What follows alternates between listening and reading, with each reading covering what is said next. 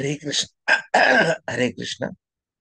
आपल्या सर्व भक्तांचं हा जो आपला साप्ताहिक भगवद्गीतेतील महत्वपूर्ण 108 श्लोक हा जो प्रवास चालू आहे त्या अध्ययनातील आजच्या सत्रामध्ये आपल्या सर्वांचं स्वागत आहे.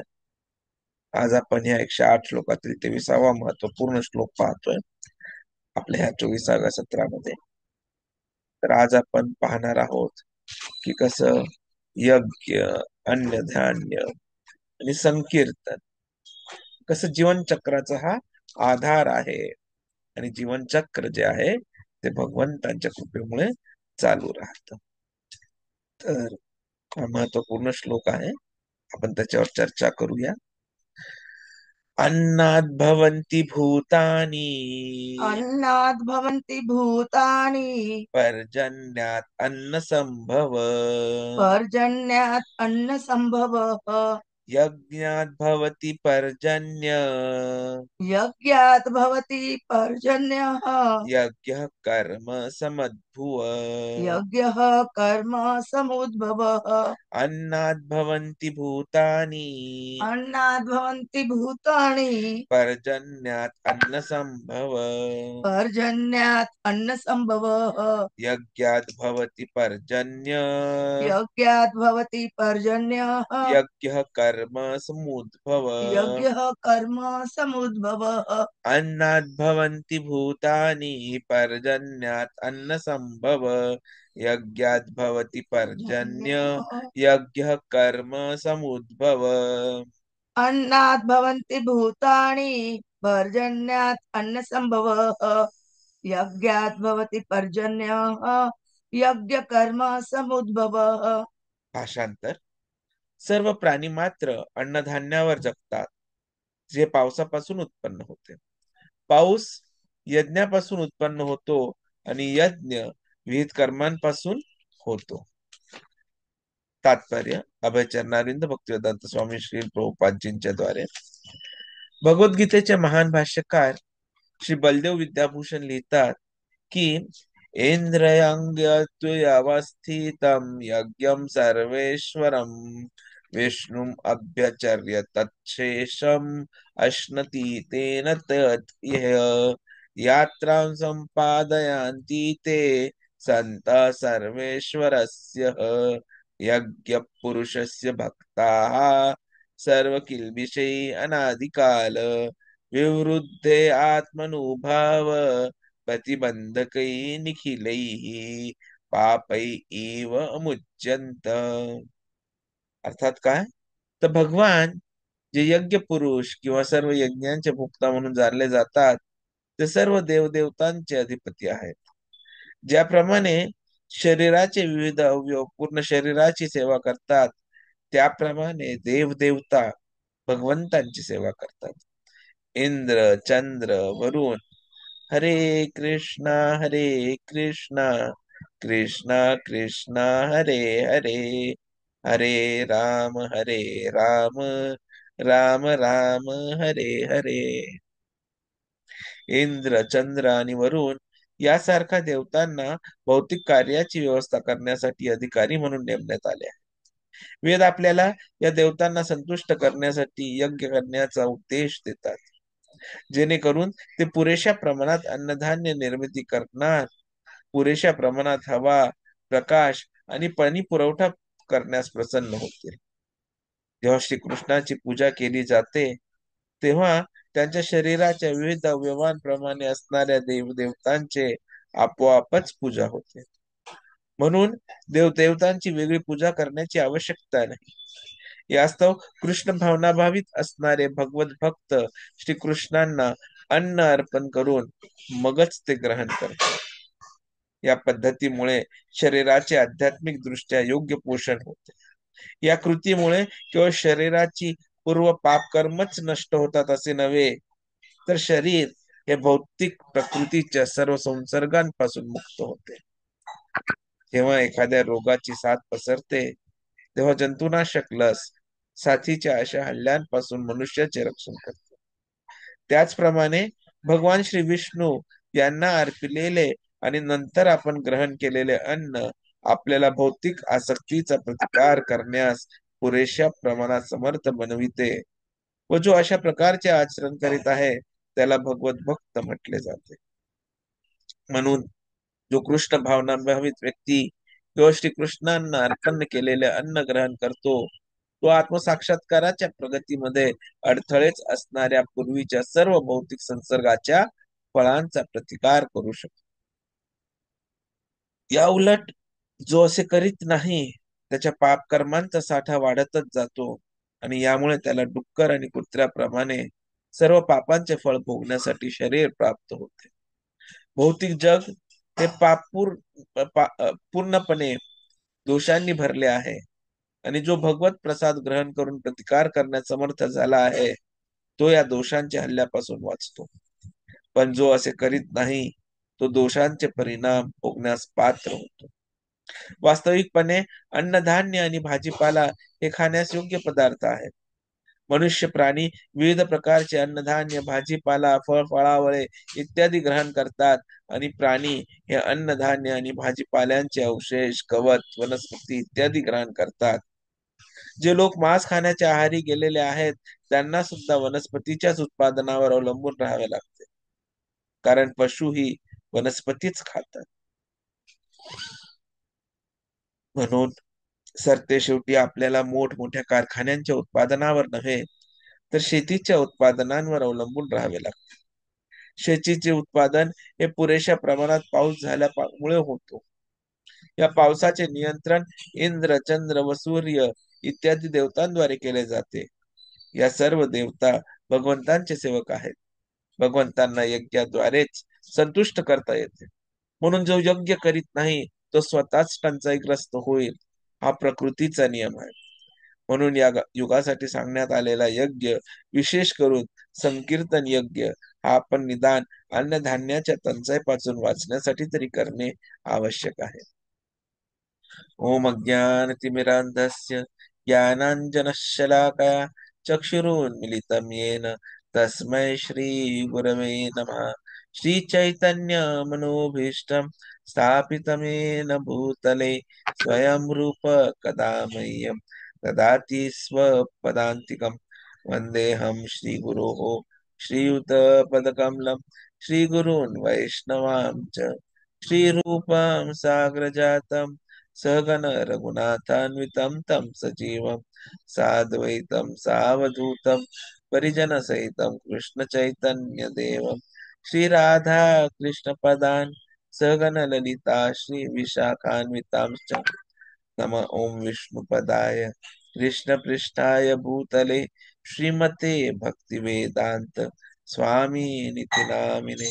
नमस्ते सरस्वती देवे गौरवाणी प्रचारिणे निर्विशेष शून्यवादी पाश्चात्य देश तारिणे. वाञ्छाकल्पतरुभ्यश्च कृपा सिन्धुभ्येव च पतितानां पावनेभ्यो वैष्णवेभ्यो नमो नमः. जय श्री कृष्ण चैतन्य प्रभु नित्यानंद श्री अद्वैत गदाधर श्रीवासादि गौर भक्त वृंद. हरे कृष्ण कृष्ण कृष्ण हरे हरे हरे राम राम राम हरे हरे. हरे कृष्ण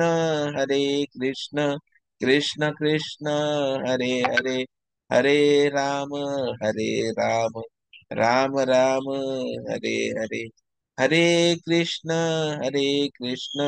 कृष्ण कृष्ण हरे हरे हरे राम राम राम हरे हरे. हरे कृष्ण. असा हा खूपच महत्वपूर्ण श्लोक ज्याच्यावर आपली आज चर्चा चालू आहे की यज्ञ अन्य ध्यान व संकीर्तन यामुळे कसं जीवन चक्र जे आहे ते सुरू राहतं. तर हा श्लोक हा मानवी जीवनाच्या मूलभूत गरजा निसर्गाशी असलेलं नातं आणि आध्यात्मिक साधनेचे महत्व या तिन्ही गोष्टींवर प्रकाश टाकतो. यज्ञात अन्नात भवन्ति भूतानि पर्जन्यात अन्न संभव. यज्ञात भवति पर्जन्य यज्ञ कर्म समुद्भव. सर्व जीव अन्नावर जगतात. अन्नधान्य पावसामुळे मिळते, पाऊस यज्ञामुळे होतो आणि यज्ञ विहित कर्मांमुळे होतो. जसं आपण सुरुवातीला पाहिलं होतं की हा जो तिसरा अध्याय आहे, त्या तिसऱ्या अध्यायातील हा आता तिसरा जो विभाग आहे तो सुरू होत झालेला आहे.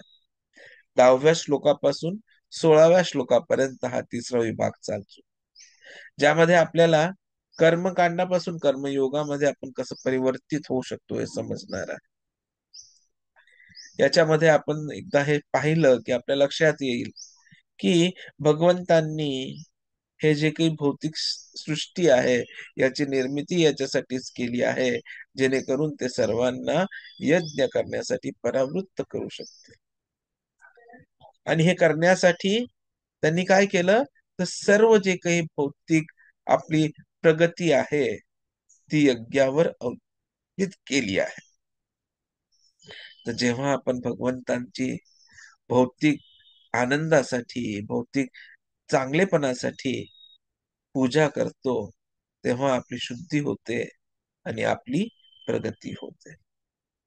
तर असल्या ह्या तिसऱ्या विभागामध्ये 10व्या श्लोकामध्ये आपण पाहिलं की कृष्ण जे आहे ते वैदिक कर्मकांड जी पद्धती आहे त्याच्याविषयी माहिती देतात, की तुम्ही या जगामध्ये आनंदाने राहा आणि हळूहळू मुक्ततेकडे वाढत जा. तर या कर्मकांडाच्या मागचा जो प्रिन्सिपल म्हणता येईल त्याला आपल्याला हा आहे की जेव्हा तुम्ही तुमचे जे काही इच्छा आहे त्या धर्मानुसार पूर्ण करतात, तर जो कोणी पण ह्या इंद्रियांना आसक्त झाला असेल तो शुद्ध होऊन जाईल. पुढे 11व्या आणि 12व्या श्लोकात आपण पाहतो की ज्या इच्छा असतात त्या या भौतिक सृष्टीमध्ये देवी देवतांची पूजा करून कशा पूर्ण केल्या जाऊ शकतात. देव देवता जे आहेत ते यज्ञामुळे प्रसन्न होतात आणि मग ते जीवांना प्रसन्न करतात. तर अशा प्रकारे जर यथायोग्य देवाणघेवाण असेल, कोऑपरेशन असेल जीव आणि देवदेवतांमध्ये, तर जी प्रगती आहे ज्याला आपण प्रॉस्पेरिटी म्हणतो ती सर्वीकडे उपलब्ध होऊ शकते. परंतु यज्ञ नसेल तर, यज्ञ न करता जर काही करायचा प्रयत्न केला तर तो चोर आहे. जो कोणी कुठलीही गोष्टीचा स्वतःसाठी वापर करतो देवी देवतांना न देता, त्याला चोर संपवण्यात येत. आणि नंतर आपण 13व्या श्लोकात पाहतो की जे भक्त असतात ते सर्व प्रकारच्या पाप कर्मांपासून मुक्त होतात, कारण की ते जे काही आहे अन्न आहे ते आधी भगवंतांना देतात, यज्ञामध्ये देतात आणि त्यामुळे त्यांना हे तो जो खरा आनंद आहे, खरी शांती आहे ती अनुभवता येते. परंतु जे कोणी अन्न स्वतःच्या इंद्रिय सुखासाठी बनवतात ते पापच खातात, असंच कृष्ण सांगतात. आणि त्याच्यानंतर हा आजचा 14वा श्लोक, ज्याच्यामध्ये ही जी एक काय म्हणूया जीवन चक्र आहे, जे एक चक्र आहे, यज्ञाचं चक्र त्याला म्हणता येईल आपल्याला, ते आपल्याला पाहायला की यज्ञ केल्यामुळे पर्जन्य येतं. म्हणजे काय, तर पाऊस पडतो आणि पाऊस आला, पाणी आलं की आपले जे शेती आहे ती चांगलीच वाढते, त्याच्यामधनं आपल्याला योग्य प्रकारचं अन्नधान्य मिळतं आणि अन्नधान्यांच्या वापरामुळे जे जीव आहेत त्यांची प्रगती होते, त्यांना आनंद प्राप्त होतो आणि मग ते परत यज्ञ करतात. तसं हे चक्र जे आहे ते जीवन चक्र आहे, ते चालू राहत. जसं मी आता तुम्हाला बोललो की आपण सुरुवातीला हे पाहिलं की हे संपूर्ण सृष्टी जी आहे, वेदांचा जर विचार केला तर या संपूर्ण सृष्टीला नियंत्रण करणारा परम भगवान परमेश्वर कृष्ण आहे. आणि आजच्या युगातील आपण वैज्ञानिक पद्धतीचा जरी विचार केला तर वैज्ञानिक पद्धतीमध्येही हे आता आपल्याला लक्षात येतं की सर्व काही नियंत्रण करणारे कोणीतरी आहेत. परंतु ते देवी देवता तर केवळ त्यांना मदत करतात. परम नियंत्रा श्री कृष्ण आहे. आणि म्हणूनच हा श्लोक खूप महत्वपूर्ण होऊन जातो. अन्नात भवंती भूतानि, की सर्व जे काही लोक आहेत ते अन्नावर अवलंबून असतात. आणि हे अन्न कुठून येतात तर पर्जन्यात अन्न संभव, की पावसापासून अन्न येतात. आणि पर्जन्य पर्जन्य पाहायला गेलं तर आपले जे नंद महाराज आहेत भगवंतांचे वडील, त्यांचं एक नाव पर्जन्य आहे. तर पर्जन्यात अन्न संभव, आणि ते कोणावर अवलंबून आहेत तर गायींवर. आणि गायींना काय आवश्यकता आहे तर गवताची. म्हणजे पहा हे कसं सर्व काही नैसर्गिक आहे. यज्ञात भवती पर्जन्य, आणि अन्न कुठून येत आहे, असं गवत कुठून येत आहे तर हे सर्व काही यज्ञातून येत आहे. आणि यज्ञात कर्म समुद्भव, यज्ञ जे आहेत ते कर्मापासून येत आहेत. पहा हे चक्र तुम्ही कुठल्याही प्रकाराने पहा, हे चक्र चालू राहत. अन्नाच्या महत्वाचा जर विचार केला तर आपल्याला सगळ्यांना ज्ञात आहे की अन्न किती महत्वपूर्ण. ह्या विषयावर प्रभुपादजी तात्पर्यामध्ये आपल्याला 4 महत्वपूर्ण गोष्टी सांगतात. की अन्नाचं महत्व तर तुम्ही समजून घ्या, पण त्याच्यानंतर 4 महत्वपूर्ण गोष्टी येतील की याच्यासाठी आपल्याला कसं देवदेवतांची पूजा करायची आवश्यकता नाही. आणि कसं हे जे कृष्ण भावनामृत आहे ते एखाद्या लसीप्रमाणे आहे. आणि आपण जर भगवंतांना अर्पण केलेल्या अन्नाचा प्रसाद म्हणून ग्रहण नाही केलं तर काय होईल. आणि यज्ञ जर महत्वाचं आहे तर ह्या युगाचं जे यज्ञ आहे ते आहे संकीर्तन यज्ञ. तर आपण एक एक विषय समजून पाहू. तर सर्व प्राणी अन्नधान्यावर जगतात. फळे, भाजीपाला, धान्य यावरच जीवन टिकते. मांसाहारी प्राणी सुद्धा अप्रत्यक्ष प्रमाणे वनस्पतीवरच अवलंबून असतात. कारण की ते ज्या दुसऱ्यांना खातात ते कशावर अवलंबून आहेत तर वनस्पतींवर. म्हणजे संपूर्ण कुठलेही शरीर तुम्ही पहा त्या भौतिकतेमध्ये ते सर्व वनस्पतींवर, अन्नांवर निर्भर करतात. परंतु त्या अन्नाचा पावसाची गहन संबंध आहे. शेती उत्पादनासाठी पावसाची गरज असते. पावसाचे नियंत्रण देवता करतात, इंद्र, चंद्र, सूर्य. आणि हे देवता स्वतंत्र नाहीत तर भगवान श्रीकृष्णांचे सेवक आहेत. तर पाऊस आणि यज्ञांचा संबंध पहा की यज्ञामुळे देवता प्रसन्न होतात. देवता प्रसन्न झाल्यावर ते पाऊस व निसर्ग संपत्ती योग्य प्रमाणात देतात. आणि म्हणून यज्ञाशिवाय समाजात टंचाई निर्माण होते. आणि आपण हे पाहतोय की जसं जसं आपण म्हणतोय की आपला विकास होतोय तसं तसं ऍक्च्युअली आपला विकास होत नाही, आपला विनाश होतोय. कारण की आपण यज्ञ पद्धती बंद केली. आणि यज्ञ नसल्यामुळे समाजात वेगवेगळ्या प्रकारची टंचाई निर्माण होते, वेगवेगळ्या प्रकारच्या समस्या निर्माण होतात. तर हे यज्ञ कसे आहेत तर यज्ञांचा कर्माशी संबंध आहे. यज्ञ हे विहित कर्मांपासून होतात.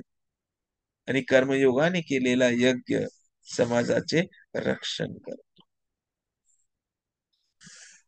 आणि म्हणून यज्ञ करणं ही आवश्यक आहे. आणि जे काही आपल्याकडे आहे ते सर्व आपण भगवंतांना अर्पण केलं पाहिजे. तेरा तुझको अर्पण. तर भगवंतांना अर्पण केलेले अन्न प्रसाद होते. आणि असे प्रसाद आत्म्याला शुद्ध करतो, पाप कर्मांचा नाश करतो. जो अन्न स्वतःसाठी स्वयंपाक करून खातो तो पापच खातो, असं आपण मागच्याच श्लोकामध्ये पाहिलं. तर कृष्ण चेतनेत अन्न व प्रसादाचे स्थान खूप महत्वपूर्ण आहे. प्रसाद म्हणजे केवळ अन्न नाही, ते आत्म्यासाठी औषध आहे. जसं लसीकरण माणसाला रोगांपासून संरक्षण देते, तसं प्रसाद पाप कर्मांच्या परिणामापासून संरक्षण करते. आणि म्हणून आपल्याला त्या हिशोबाने केवळ आणि केवळ प्रसादच ग्रहण करायला पाहिजे. बरं, इथे आपल्याला कळतंय की हे सर्व कोण देणार आहे, तर देवी देवता देणार आहे. तर मग स्वाभाविक प्रश्न पडतो की चला आपण त्यांची पूजा करूया. परंतु कृष्णांनी गोवर्धन लीलेमध्ये आपल्याला दाखवून दिलंय, अरे ते तर माझ्या आदेशानुसार काम करतात, परम नियंत्र मी आहे.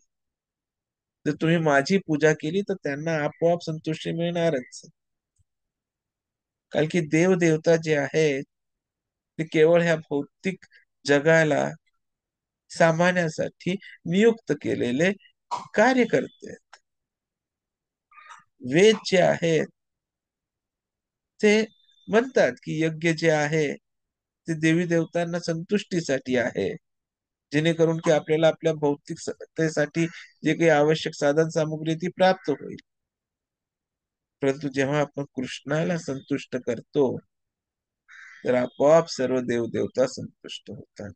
कारण की ते सर्व काय आहेत, ते भगवंतांच्या शरीराचे वेगवेगळे हात पाय या प्रकारे आहेत. आणि म्हणून वेगळेपणाने देवदेवतांची पूजा करायची आवश्यकता नाही जर आपण कृष्णाची पूजा करत असू. यासाठी जसं आपण थोड्या वेळापूर्वी बोललो, एका लसीप्रमाणे असतं कृष्ण भावना. प्रसादम सर्व प्रकारचे जे काही भौतिक फळ आहेत त्यापासून आपली संरक्षण करतात.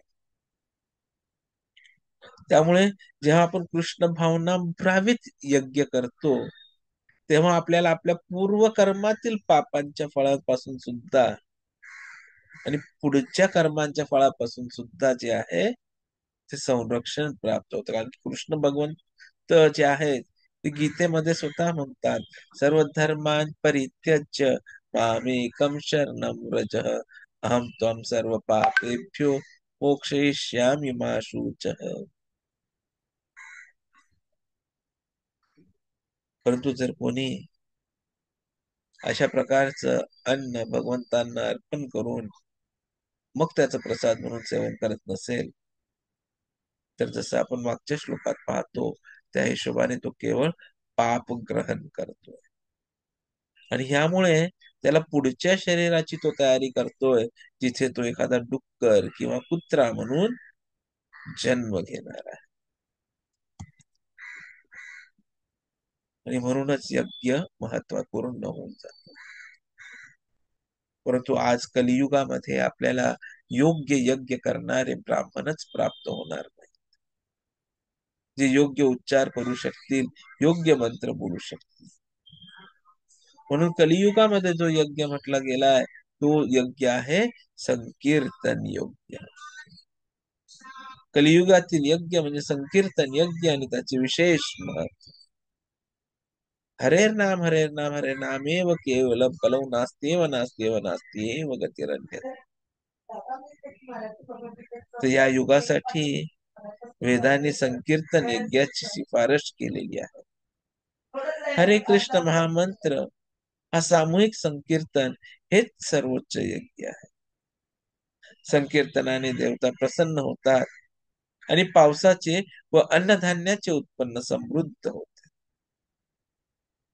तर आधुनिक समाजासाठी संदेश हाच की आज मोठमोठ्या कारखान्यांवर विज्ञानांवर जास्त अवलंबून राहतो, परंतु खरी गरज शेतीची.